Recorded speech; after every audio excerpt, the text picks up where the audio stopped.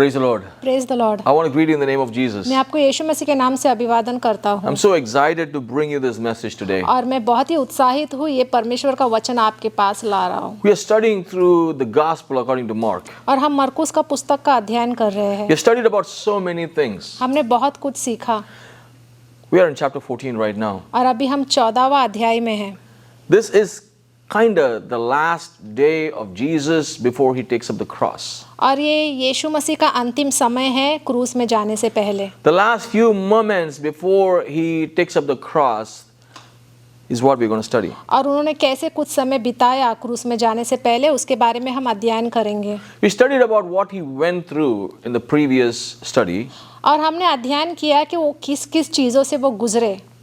We also studied about how important is prayer and how the disciples failed to pray when they are supposed to.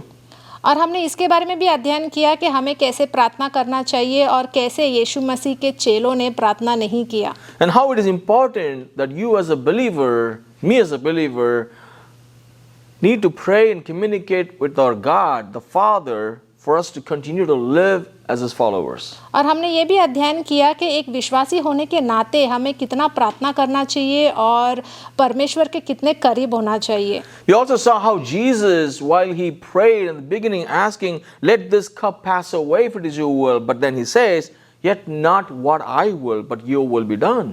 और यीशु मसीह ने ये भी कहा कि जब वो प्रार्थना कर रहे थे कि ये जो कटोरा है ये मुझसे तू ले ले, छीन ले, लेकिन उसके साथ उन्होंने ये भी प्रार्थना किया कि परमेश्वर मेरी इच्छा नहीं पर तेरी इच्छा पूरी हो। Today we're going to study a very important passage. और आज भी हम बहुत ही महत्वपूर्ण अध्ययन करने वाले हैं। This event is a very important event. और ये जो घटना है ये बहुत ही महत्वपूर्ण घटना है। This event is an important event in the life of Jesus Christ. और ये घटना यीशु मसीह का जीवन का बहुत ही महत्वपूर्ण घटना है। In the life of every believer. और पूरे विश्वासियों का जीवन के बारे में। And in the history of mankind. और ये इतिहास में मनुष्य के इतिहास का ये बहुत ही बड़ा महत्वपूर्ण घटना घटी है। You see, Jesus said, "The one who dips the bread in my cup is the betrayer." यीशु मसीह ने कहा कि जो इस कटोरे से अपना हाथ को उसमें डालेगा वही मुझे धोखा देने वाला है। Jesus said, "One of you will betray me." और यीशु मसीह ने कहा कि तुम में से एक व्यक्ति है जो मुझे धोखा देगा। He knew who the betrayer was. उन्हें पहले से मालूम था कि उन्हें कौन धोखा देने वाला है। But he still protected his identity. लेकिन फिर भी यीशु मसीह ने उसके चरित्र को संभाले रखा। His name was not revealed.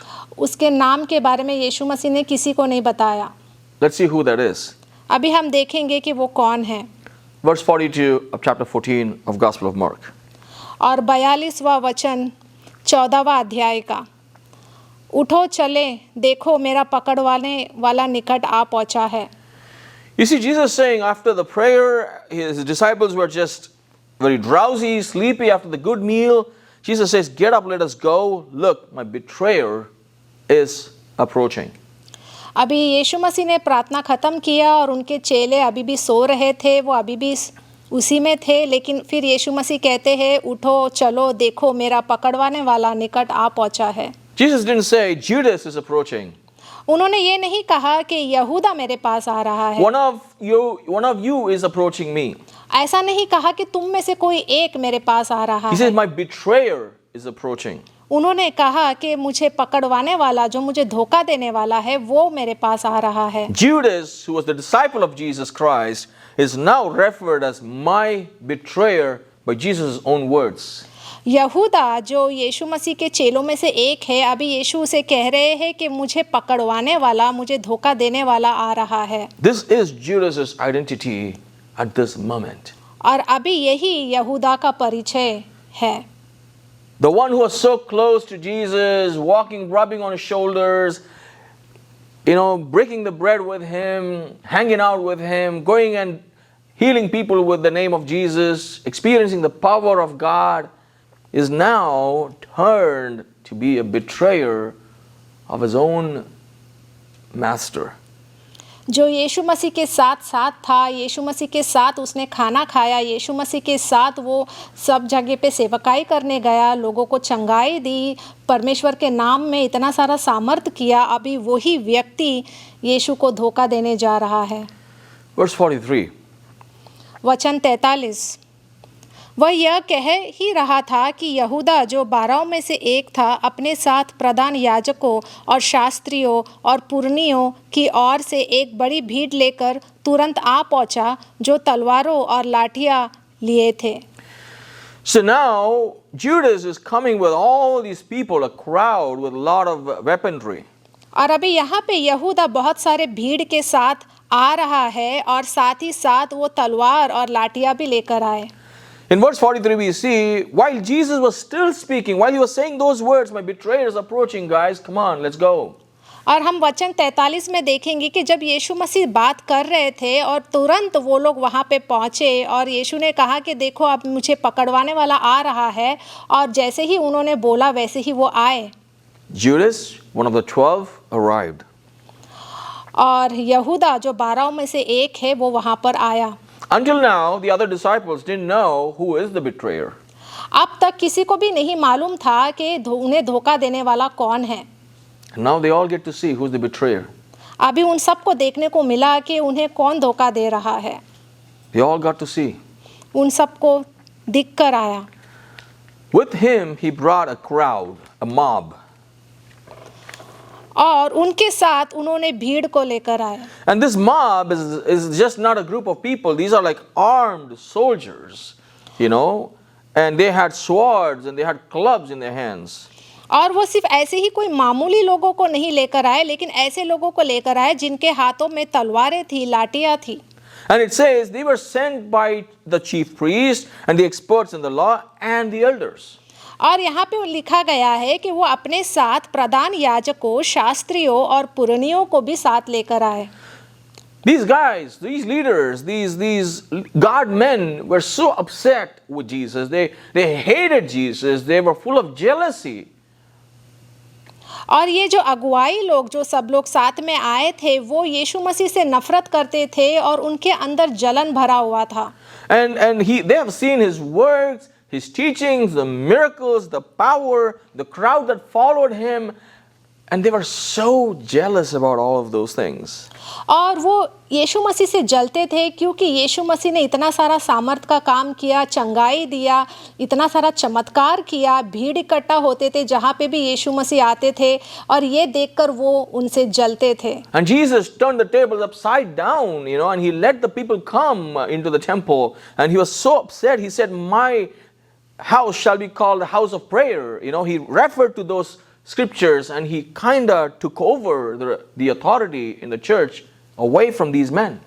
और यीशु ने मंदिर में गए और उन्होंने मेज को ऊपर नीचे कर दिया, वहाँ पे उन्होंने चाबुक चलाया और लोगों को कहा कि ये जहाँ पे तुम व्यवसाय कर रहे हो, ये मेरा पिता का मंदिर है, यहाँ पे लोग आके आराधना करते हैं और तुम ऐसे जगह को अपवित्र नहीं बना सकते, और मेरा ये मंदिर है, ये प्रार्थना का मंदिर है। They were waiting for this opportunity for a long time. और वो इस अवसर के लिए बहुत समय से ढूंढ रहे थे, But they never came, you see that? लेकिन वो आए नहीं। But they sent Judas with these soldiers. लेकिन वो लोग नहीं आए, लेकिन उन्होंने यहूदा को भेजा यीशु मसीह को पकड़वाने के लिए। With all these soldiers, Judas just shows up now. और अभी पूरे लोगों के साथ यहूदा यहाँ पे आ रहे हैं। Probably he felt like he's a big guy. अभी उसे ऐसा लगा कि वो बहुत ही बड़ा व्यक्ति है। The reason these guys didn't show up is because they didn't want riots. They were afraid of what people could do if they would, capture Jesus or arrest Jesus in public in daylight. और वो इसलिए यीशु मसीह को पकड़ने के लिए नहीं आ रहे थे दिन में, क्योंकि उन्हें डर था कि अगर उन्होंने यीशु मसीह को दिन में पकड़ लिया तो सब लोग आएंगे और वहाँ पे भीड़ इकट्ठा होगी और हलचल मच जाएगा। And if there's a riot that's going to happen among the Jewish people and the Jews caused it, the Romans don't like it. It's going to be a big problem for them, so they want to avoid it. And so they were looking for an opportunity, and then Judas shows up, and that's exactly how they send Judas in. They don't step in. और इसलिए वो नहीं चाहते थे कि दिन में वो यीशु को पकड़वाए, क्योंकि अगर कोई झगड़ा होता या कुछ हो जाता, बवाल मच जाता, तो शायद रोमियो लोगों को ये पसंद नहीं आता, क्योंकि उन्हें ये मालूम पड़ता कि ये सब कुछ यहूदा का काम है। इसलिए वो रात को आए यीशु को पकड़वाने के लिए। And this crowd of soldiers were 600 in number. और जितने वहाँ पे लोग आए थे वो 600 लोग से ज़्यादा थे। So now Jesus, the all-powerful, is still laying his life, giving himself out for these mere men to handle him and arrest him. और ये 600 सैनिक वहाँ पर आए थे यीशु को पकड़वाने के लिए, लेकिन यीशु मसीह अकेले सामर्थशाली व्यक्ति परमेश्वर वहाँ पर थे और उन्होंने अपने आप को उनके हाथ में सौंपा। Verse 44. वचन 44। उसके पकड़वाने वाले ने उन्हें यह पता दिया था कि जिसको मैं चूमूं वही है, उसे पकड़कर यत्न से ले जाना। Look at this. He has given instructions to the soldiers saying, hey, the one I kiss is the man. और यहाँ पे वो यहूदा ने ये कहा कि मैं जिसको चूमूं वही वो व्यक्ति है, Arrest him and lead him away under guard. और उसे पकड़कर उसे कब्जा कर लो। Basically, Judas is the one who's giving instructions saying, arrest him and lead him under guard. और यहाँ पे वो कह रहे हैं कि उन्हें पकड़ लो और उन्हें अपने पास रख लो। Lead him under guard basically means, hey, make sure that you do everything in a safer way, that none of us are put in trouble. None of the chief priests, the experts in the law, the scribes, or the elders should be in trouble. Understand that.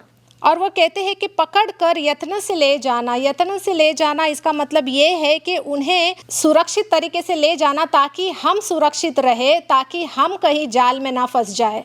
The one I kiss is the man, is what Judas said. और यहूदा ने कहा, मैं जिसको चूमूं वही व्यक्ति है, तुम उसे पकड़ कर ले जाओ। This kiss is a sign of honor, you know. It's a sign of honor. It's a sign of expression to a beloved, someone who you're so close to. But he did that with an intent to betray Jesus. जिस तरीके से उसने यीशु को चूमा, ऐसा चूमते हैं जब हम किसी को सम्मान देते हैं, जब हम किसी के करीब होते हैं, जब वो उसे बहुत इज्जत देता है, तभी ऐसा चूमा जाता है। लेकिन यहाँ पे यहूदा ने जब यीशु को चूमा तो उससे पता चलता है कि उसने अपना हैसियत दिखा दिया कि वो क्या है। And this kiss is called by some people or many people as the kiss of death. और इस चुम्मा को कहा गया है मृत्यु का चुम्मा। Judas acted like he's a good disciple and approached Jesus basically. यहूदा ने ऐसा बर्ताव किया कि जैसे कि वो बहुत ही अच्छा व्यक्ति है और जाके उसने यीशु को चूमा। Verse 45. वचन 45। वह आया और तुरंत उसके पास जाकर कहा, हे रबी, और उसको बहुत चूमा। Rabbi, and he just kissed Jesus. हे राबी, ऐसा बोलकर वो उसने जाके यीशु को चूमा। He approached Jesus with wickedness and iniquity in his heart. वो यीशु मसीह के पास आया, उसका दिल सही नहीं था, उसके अंदर वो दुष्ट था और उसने पाप किया, और उस पापी हालत में वो यीशु मसीह के पास आया। He had no remorse. He greeted Jesus and he approached Jesus and called him Rabbi in front of his disciples. Like any other disciple would just hug Jesus and kiss him, he just did it as if nothing happened. उसके मन में पाप था, लेकिन जिस तरीके से उसने बर्ताव किया, जिस तरीके से वो एकदम अच्छी तरीके से आके यीशु मसीह के पास आके उसे चूमा, उससे पता चलता है कि उसकी नीयत कैसी थी। He basically is acting like, what a joy it is to see you. You know, that's exactly how he acted. वो ऐसा बर्ताव कर रहा था कि जैसे लोगों को बताने की कोशिश कर रहा था कि यीशु मसीह कितना आनंद का बात है कि मैं आपसे मिल रहा हूँ। I cannot comprehend, you know, what was going on in Judas's mind. This is a portion I get stuck with many times. You know, it just breaks my heart. मुझे समझ नहीं आ रहा है कि ऐसा बात करके उसने क्या, मतलब उसके मन में क्या चल रहा था, मुझे समझ नहीं आ रहा। And you know, he could have showed hands from the far and showed Jesus. He didn't do it. वो चाहता तो बाहर दूर से अपना हाथ दिखाकर वो यीशु मसीह को बोलता कि ये यीशु मसीह है, लेकिन उसने ऐसा नहीं किया। He chose to kiss Jesus. लेकिन उसने चुना कि उसने जाके यीशु को चूमा। And you know, in a dark place like this, those days there's no light or lamps, street lights or any of those things in the park. और ऐसे जगह पे जहाँ पे बहुत ही अंधेरा था और उस समय में कोई रोशनी नहीं हुआ करती थी. And Jesus, like we see in many of these pictures in our houses, in the movies and other places, never had a glow around him, or his clothes was not radiant, like, there was light coming out, Jesus never looked like that. He looked like an ordinary person. जैसे कि movie में या हम कोई movie देखते तो उसमें दिखाया जाता है कि यीशु मसीह उस अंधेरे में है और बहुत ही उजियाला उनके आजू बाजू से आ रहा है, ऐसा नहीं था. और ये जो जगह पर यीशु थे वो बहुत ही जगह था जहाँ पे बहुत रात हो चुकी थी और कोई देख नहीं पा रहे थे. And Jesus was just among the disciples, so he was not recognizable. So he was just a normal looking person, and that is why Judas had to kiss him and make everyone, the soldiers, know that this is the person. और वहाँ पे अंधेरा था, वो एक बात थी. और दूसरी बात ये थी कि यीशु मसीह बहुत ही साधारण व्यक्ति थे. ऐसा देखने में कोई नहीं कह सकता था कि वो यीशु मसीह है, और वो अपने चेलों के साथ थे, इसलिए उन्हें ढूंढने के लिए कष्ट हो सकता था. इसलिए यहूदा ने जाके उन्हें चूमा. Jesus never looked anything special, different than his other disciples on that night. और उस समय यीशु मसीह एक साधारण व्यक्ति की तरह दिख रहे थे जो अपने चेलों के साथ थे. And Judas knew where Jesus would be, because when Judas left, they were all eating a meal, the Passover meal.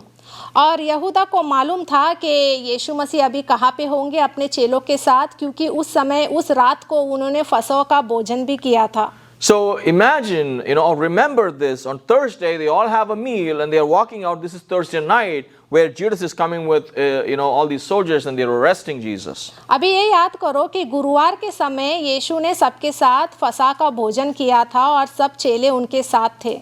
So he was whole night interrogated. He was put to trouble. On Friday morning, they basically prepare him for the execution. गुरुवार के रात को उन्होंने यीशु को पकड़वाया और शुक्रवार के सुबह को उन्होंने उन्हें निष्पादित किया. So they prepared, everything for execution of Jesus on Friday morning. This whole night was just a torture for Jesus.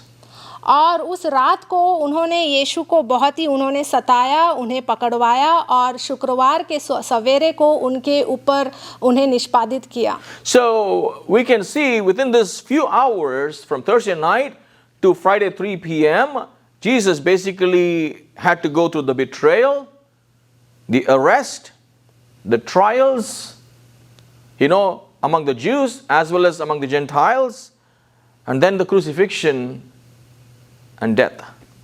तो हम देखते हैं कि गुरुवार के रात से लेकर शुक्रवार के दोपहर तक यीशु मसीह को बहुत सताया गया. उनके विरोध में बहुत लोग खड़े हुए और उनके ऊपर कार्रवाई चलाई गई और उसके बाद उन्हें क्रूस पर चढ़ाया गया और उन्हें मृत्यु दी गई. So by Friday afternoon around 3 p.m.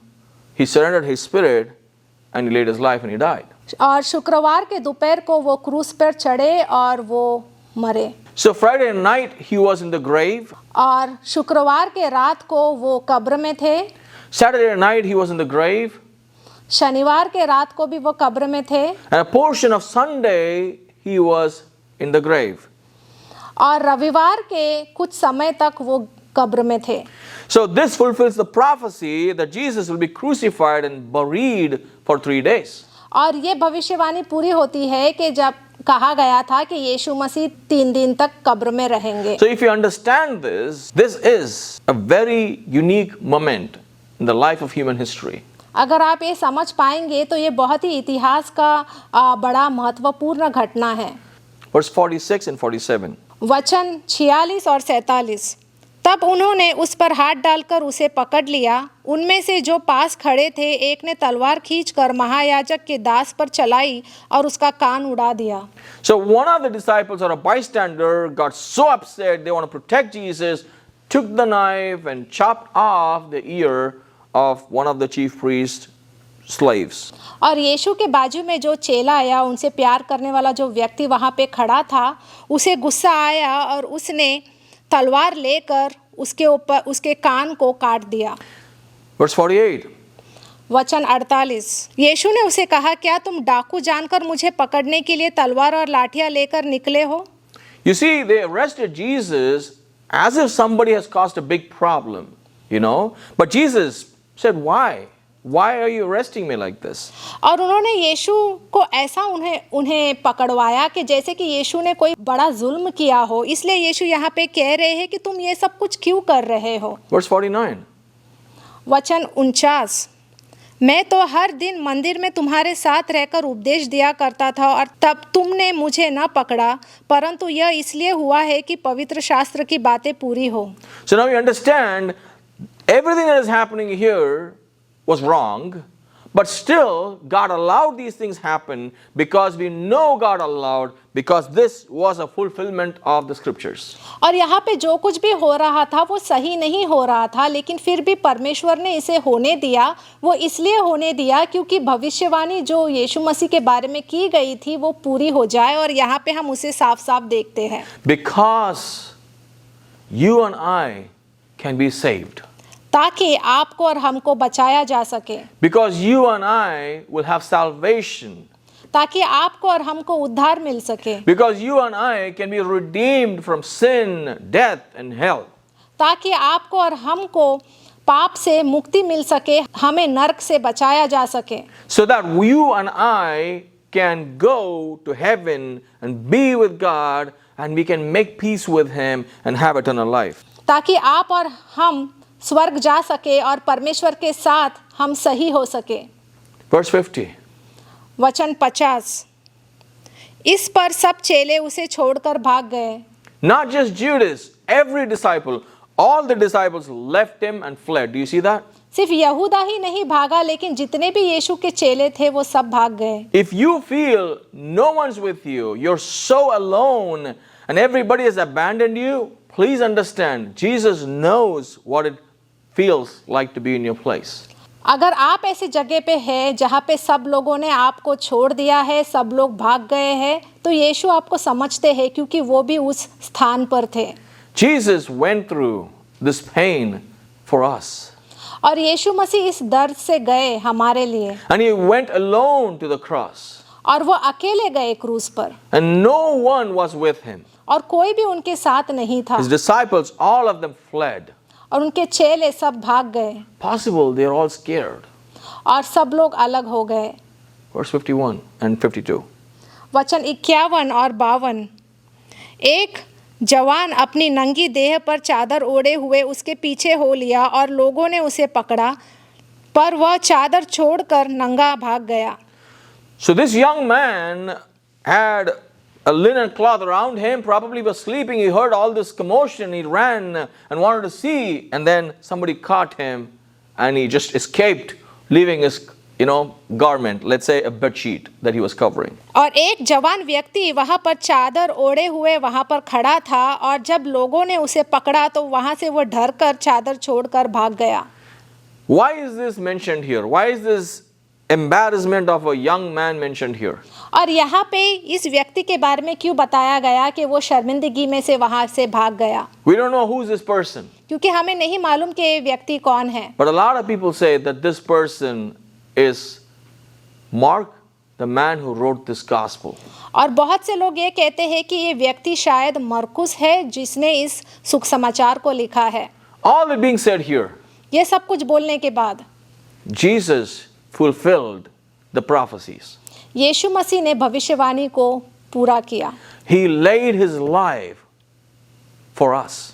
और उन्होंने उनका जीवन हमारे लिए दिया। God fulfilled his promises and the scripture stands true in this event. और परमेश्वर ने पूरा वादा को पूरा किया और इस वचन में वो खड़े रहे। And that's why you and I should believe the word of God. इसलिए आपको और हमको परमेश्वर के वचन के ऊपर विश्वास करना चाहिए। Jesus didn't run away. यीशु मसीह वहां से भागे नहीं। He didn't bring the angels to fight for him. और वहां स्वर्ग से उन्हें स्वर्गदूतों को नहीं लाया लड़ने के लिए। He didn't say touch and everybody fall down. Nothing of those things happened. उन्होंने ऐसा भी नहीं कहा कि टच बोल के वहां पे लोग गिर गए, ऐसा भी कोई नहीं किया। Jesus took up the cross for us. वो हमारे लिए वो क्रूस पर चढ़े। Know this today. और ये आप जान लीजिए। Believe in him. उनके ऊपर विश्वास कीजिए and repent for your sins, और पश्चाताप करें अपने पापों के लिए, you will have eternal life. और आपको अनंत काल का जीवन मिलेगा। Let's pray. हम प्रार्थना करेंगे। Father, I just lift up my brothers and sisters to you and bring forth this message. And I pray, Lord, you bless it and send it out to your people. Multiply it. Let their hearts yearn towards you. Let them be drawn to you. I pray you continue the work that you're doing among your people. I pray you lead us, Lord. Let your will be done. To be all the glory. Thank you, Lord. Thank you for all that you did for us on that night that we studied about. Lord, we love you. In your name we pray. Amen. Amen. Thank you for joining us. धन्यवाद हमसे जुड़ने के लिए। God bless you. परमेश्वर आपको आशीष दे। Praise the Lord. मैं आशा करता हूँ कि आप लोग अच्छे होंगे और वचन के अंदर आप और भी बढ़ रहे होंगे और उसे सीखने की इच्छा भी रख रहे होंगे। लेकिन मैं आपको एक और बात बता देना चाहता हूँ, अगर आप इस वचन को और भी गहराई से समझना चाहते हैं और खुद पढ़ना चाहते हैं तो मैं आपको बता दूँ कि हमारा एक ऑनलाइन सेमिनार होने वाला है। और अगर आप पास्टर जोस के सिखाने के तरीके से आकर्षित हुए हैं तो मैं आपको न्योता देता हूं कि आप दिए गए नंबर पर कॉल कीजिए या फिर व्हाट्सएप कीजिए। हम आपको एक लिंक देंगे, आप उस फॉर्म को फिल कीजिए और जैसे भी डेट होगा सेमिनार का आपको बता दिया जाएगा। तो आप और भी गहराई से वचन को सीख पाएंगे और अपने आप वचन का अध्ययन कर पाएंगे। सुनने में कितना आकर्षित लग रहा है, सही है कि नहीं? तो आप बिल्कुल वेट मत कीजिए, कॉल कीजिए, हमें व्हाट्सएप कीजिए और जल्द से जल्द रजिस्ट्रेशन कीजिए। आते हैं और परमेश्वर आपको जो सिखाना चाहता है उसके लिए देरी मत कीजिए। परमेश्वर का वचन कहता है, दो तो तुम्हें दिया जाएगा। आज मैं आशा करता हूं कि आप इस सेवकाई के द्वारा आशीषित हुए होंगे। अगर आप हमारी सेवकाई में किसी भी तरीके से मदद करना चाहते हैं तो इस दिए गए डिटेल पर आप अपनी मदद हमें भेज सकते हैं। शुक्रिया।